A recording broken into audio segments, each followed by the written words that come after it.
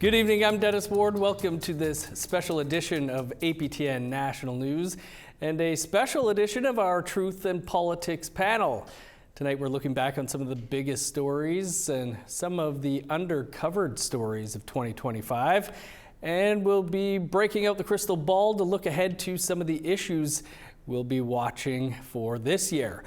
With us, as always, our regular Truth and Politics panelists. Jennifer Lewitz is the CEO of Pusquash Strategies, and Nigan Sinclair is an author, professor, and columnist with the Winnipeg Free Press.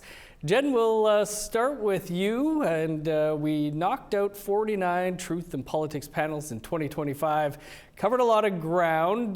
This past year kicked off with a bang, and the resignation of Justin Trudeau way back on January 6, 2025. But wanted to start off just with your thoughts on what you think might have been the biggest story of last year. Oh, it's hard to pick what I think is the best news story. If I had to pick two, because I'm going to combine two, the change of the Prime Minister, for sure. Prime Minister Mark Carney obviously came in and ended an era, a decade-long era under Prime Minister Justin Trudeau. And then, you know what, close second for me has to be the wildfires. I think, you know, we saw it take up a lot of the airwaves and publishing, a lot of coverage around the wildfires, which is a good thing because people need to be aware of what's happening. But those two things for sure were the biggest top of my list. Right. Nigan, your thoughts on what might have been the biggest story of 2025? I'll connect a little bit with Jen's. While the end of an era when it came to Justin Trudeau, also a continuation of that era under Mark Carney, and in the Canadian government, more Indigenous MPs voted in than ever before. 12. There was a sort of previous 12, but one of them was a falsified Indigenous person. These are 12 legitimate Indigenous MPs in Parliament representing Indigenous peoples, highest ever in history. 3 of them, of course, made it into cabinet. That's also the highest in history. I think both those stories are very notable. But the story that I also think is probably the biggest story is that there is a return to an old style treatment of Indigenous peoples in the current government, and that is a big umbrella. But I'll just point out that we're now seeing the Department of Indigenous Affairs being condemned widely in October. Huge report by the Auditor General saying that they are not doing the business, even though their budget has tripled.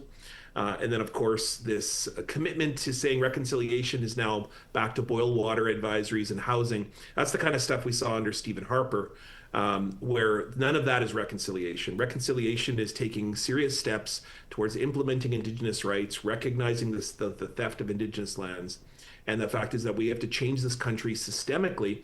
We can't just be dealing with emergency situations all the time, like the wildfires that Jen spoke about. There is a return to old style in politics when it comes to Indigenous peoples in this country that is very haunting and upsetting, and really shows that the last 10 years might not have been as progressive in the long term as people had hoped.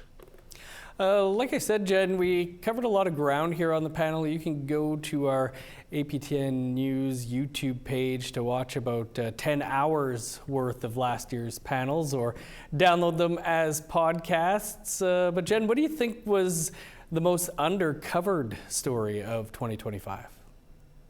Oh, I think maybe the deterioration of media. You know, we're seeing that across the country, and I'm still personally trying to figure out what that is as a policy analyst and someone quite heavily influenced by, you know, the decisions that the governments make, all of those things. The deterioration of the media is, I think, something we're not paying enough attention to. It's surrounding our everyday life. We're seeing it with artificial intelligence, which, in my opinion, ballooned in 2025 to be the most widespread tool on the internet that we have ever seen in our lifetime. AI is taking over everything, but I think it's been underreported in a sense that we are not seeing policy change as quickly as we need to, because I don't even think the media or the federal or provincial governments are even sure how to deal with it this quickly is what it's been used as. So I think AI is definitely something that we're not talking about enough, and the deterioration of the media and all of those different things. And the federal government has played a little bit of a role in that. You know, local media is suffering. I know our local media, PA Now, isn't having the greatest time because Facebook, right? And so local businesses that advertise through these local media companies and websites are struggling to have as much of a time selling those advertisements when you can't even access them through Facebook and things like that anymore. So I think local media for sure is definitely something to watch. It's pretty grim out there for sure. We'll go to the hologram version of Niigaan and ask him what he thought perhaps the biggest story, Niigaan, that didn't get the coverage that it deserved this last year. So I'm going to piggyback a little bit off Jen in that I totally agree that the media, it hasn't shown or informed Canadians on some very key issues that's happening in the country. I happen to be on a number of other panels and shows, and just getting them to be interested in some stories that we normally cover on this panel on APTN, I think just indicates to me that there is still a lot of education in the media that needs to take place, because there are really three underserved stories, but they all have to do with Indigenous identity and representation. Of course, there is the well-known kind of major Indigenous Advisory Council for the Major Projects Office. That's very controversial. You know, it's almost like the government is picking and choosing which Indigenous peoples they want to work with to get sign off on.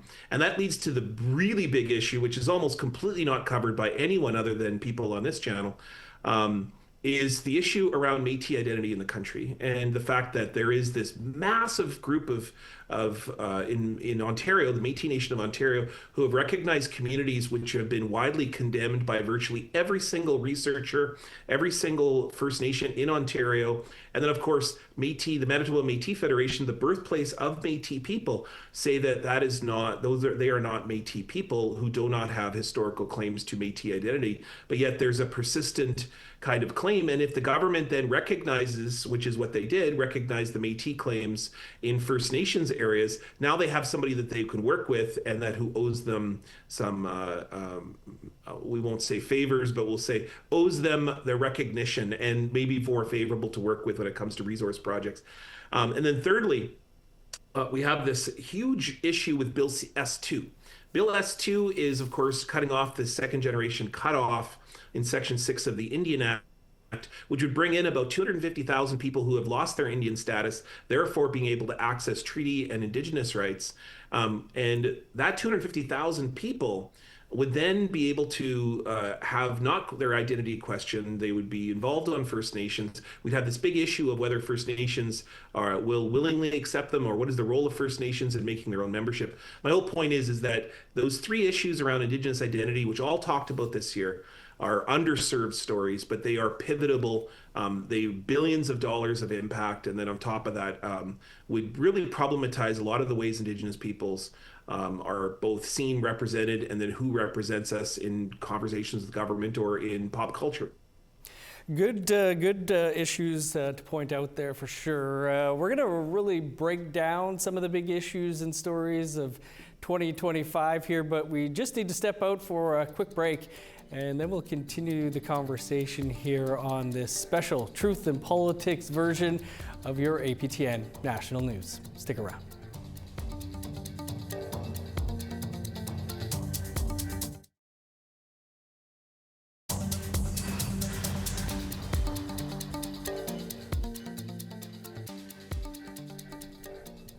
Welcome back to this special edition of your APTN National News.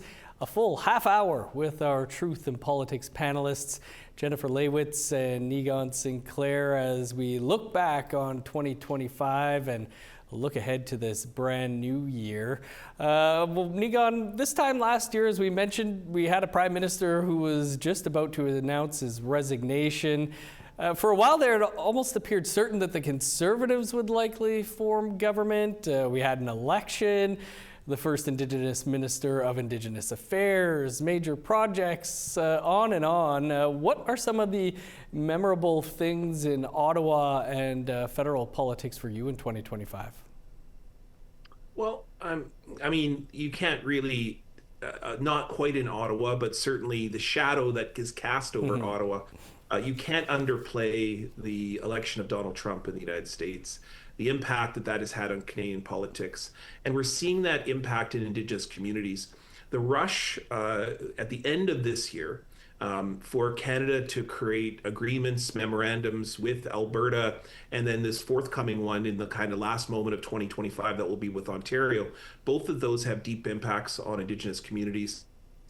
People in northern BC have said we do not want a pipeline. We do not want a removal of the tanker ban on the BC coast because it would impact not just Haida Gwaii, but also Indigenous relationships with the ecology all along that coast if there ever was a spill, which we know that with oil transport, it's not a question of if, it's when there'll be mistakes and spills. And so, and of course, in Ontario, the Ring of Fire, which is 14 First Nations, only a couple of those have agreed to that project. My whole point is that there is a shadow that is cast over Ottawa that is being used as an argument to reduce the government's relationship with Indigenous communities and recognize Indigenous rights and adequate consultation.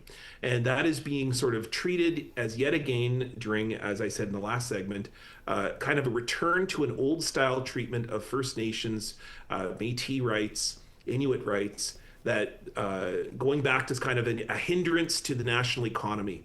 And this whole discourse around projects of the national interest means that anybody who speaks up about not being on board for the projects of the national interest wants to be adequately consulted and be involved in that conversation, that is then deemed as an enemy of the state or a terrorist or someone anti-Canada.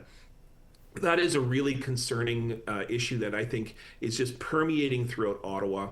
And it's leading to some other things. Of course, do you all remember the $47.8 billion child welfare deal, which was rejected by the Assembly of First Nations? Now the government is now using the argument to say, well, we're just too distracted. We can't afford any other financial commitments. We've got to worry about getting these major projects off the ground. And so the fact that the chiefs have said that we need some modifications to that deal legitimately, which they have a right to do so, and then the government's now going, well, we're not going to really return back to the table because of the emergency of Donald Trump. There's always a federal emergency. Going back to 1885, it was the building of the train line. It was World War II a few years later. And then, of course, the Russians in the 1960s and 70s. There's always an external reason to not engage Indigenous rights, First Nations, Métis, Inuit people fairly. And now Canada is doing it again. Jen, there was also, as Niigaan touched on some of these things, the Memorandum of Understanding over the potential pipeline and other projects with Alberta. Ontario passed its own Bill 5 on major projects. That's in court this week. Provinces were bringing forward legislation on forestry and other resources. What are some of the things that stick out for you in federal and provincial politics and the impact on Indigenous peoples? I think when we look at the provincial and federal plans that are being made with these MOUs, it's really highlighting where our weaknesses are in the Indigenous realm, especially on leadership.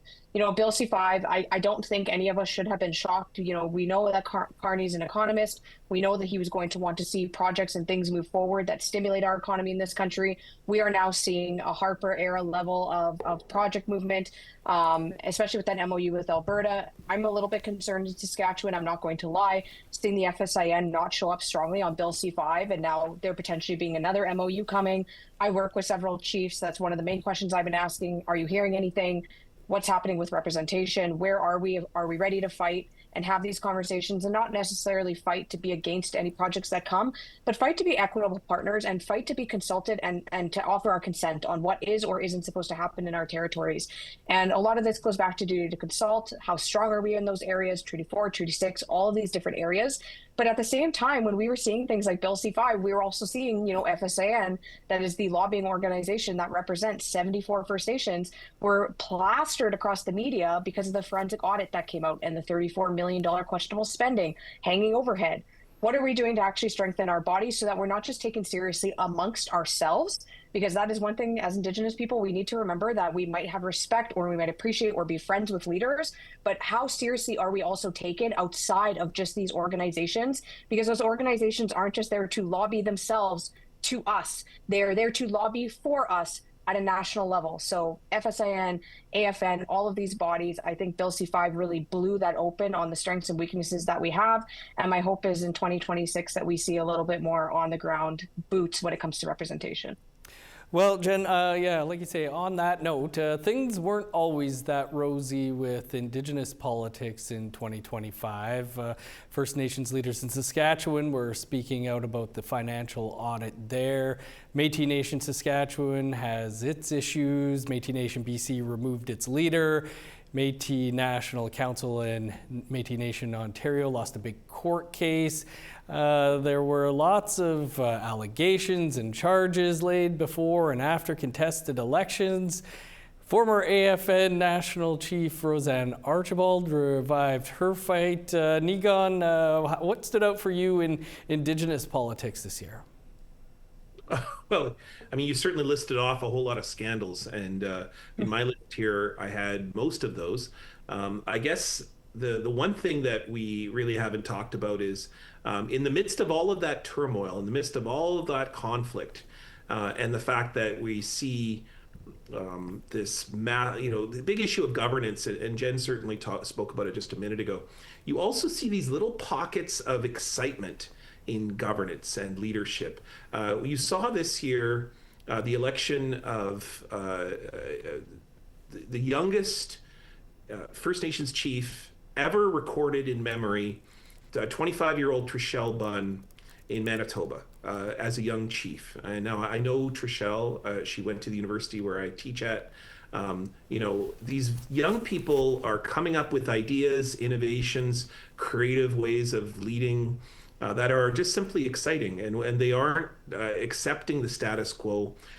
We, of course, know that Indigenous young people are growing exponentially, and that means they're getting more involved in leadership than ever before. And I think that's just hard to ignore. It's hard to ignore that there isn't also other chiefs who are in their 20s who are winning leadership and taking over significant spaces. I see it in gatherings. I see young people speaking up and being present, and of course, not that I'm that older than Jen, but voices like Jen who are really taking places in this national conversation. And I think that that's a little bit different than it has been in the 1970s, 80s, and 2000s.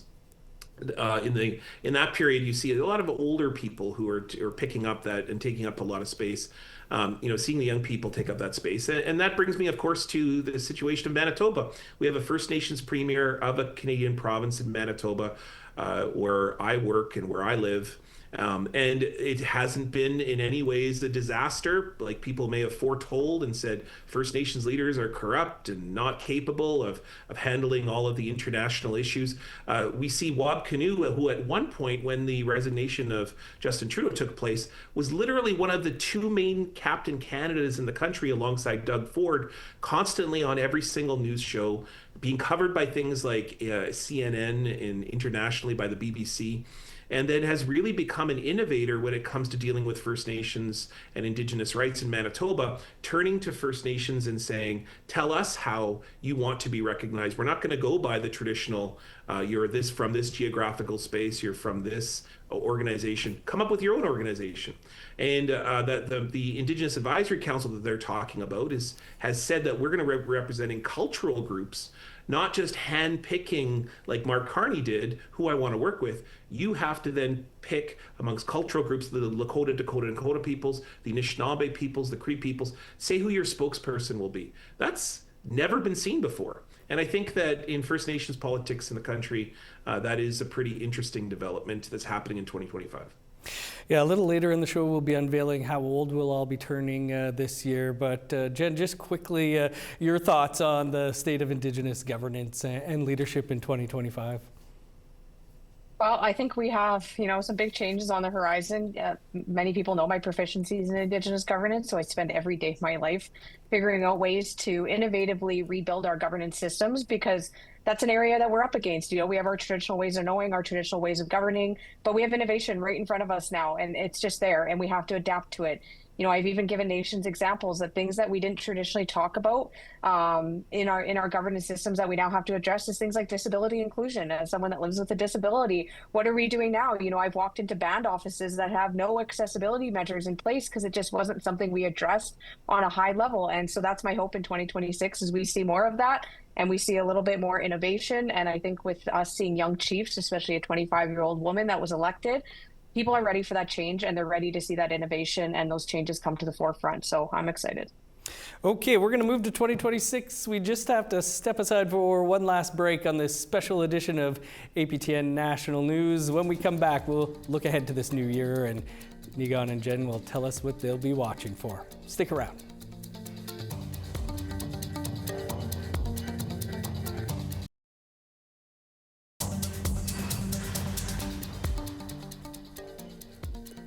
Welcome back to this special edition of APTN National News, a full half hour with our Truth and Politics panel. And we're going to pull out the crystal ball now, and we'll start with you, Nigan. Just what you think might be some of the big stories that you'll be watching here in 2026. First one is Jordan's Principle. Jordan's Principle has almost been completely abandoned. What's going to happen with that program? Is it going to exist? It's got really 1 year of funding. Will the government continue to commit to what is an egregious issue on First Nations involving children? I'm also always looking out for Indigenous artists. You know, I remember back in the day, we lost Ian Ross this year, who won the Governor General Award. He's a Anishinaabe playwright many years ago, and he sort of brought Indigenous arts to this national conversation. And then that was not a blip. That was an opening to a floodgate of Indigenous Award winners. Kyle Edwards this year won Governor General for the fiction, for a novel. Anishinaabe writer in Manitoba. Leanne Simpson won the Hillary Rustin Trust Award. I could just keep going. Indigenous artists, TV shows, Reservation Dogs. You know, I'm looking for the latest. What is the hottest and latest thing in Indigenous arts? And of course, I continue to look for where are those moments of reconciliation throughout the country. You can always find them. You just have to sometimes look harder. And you know, the kind of instances that you can see, people. You know, there's a Ledger poll that was released this year that said that 35% of Canadians have an orange shirt will do something. That means 14 million Canadians are doing reconciliation at least one day during the year. Jen, your thoughts? What are you going to be watching for here early in 2026? I think we'll see the uptick in the fighting for Indigenous rights. I think we're going to see that come to the forefront even more than we ever have, especially with these MOUs being signed. And I think I'm going to leave it there because no matter what I think I'm going to predict, it doesn't actually happen. Like right now, I didn't think we'd be seeing headlines all over the country of Justin Trudeau dating Katy Perry, but that is apparently a thing now with all of our major news outlets. So, and no one could have told me that, and I would have never believed them. So I'll leave it there. Yeah, I think you're right on that. Great way to end. But first, one bold, quick prediction, Nigan, bold prediction for 2026? I think that you're going to see something happen that's going to require Mark Carney to recognize Indigenous rights on a whole scale. And it's probably going to be something on the darker side, as Jen had pointed out. Jen, a super quick prediction from you? Something with the AFN, especially with the conversation around Roseanne Archibald right now. I think we'll see something with the AFN. Well, I predict this will be the first of around 50 plus panels this year, and I look forward to them all. Thanks to you both for all the work you do and for hanging out with us every week, and all the best to you both in 2026. Much, and here's to a good year. Indeed. That's all the time we have for this special edition of your APTN National News for this Friday, January 2nd, 2026. We hope you enjoyed this extended edition of the Truth and Politics panel. You can catch a new panel right here every Thursday on the news. You can also watch any panels you may have missed over on our YouTube page. Marcy Miigwech, thanks for being with us.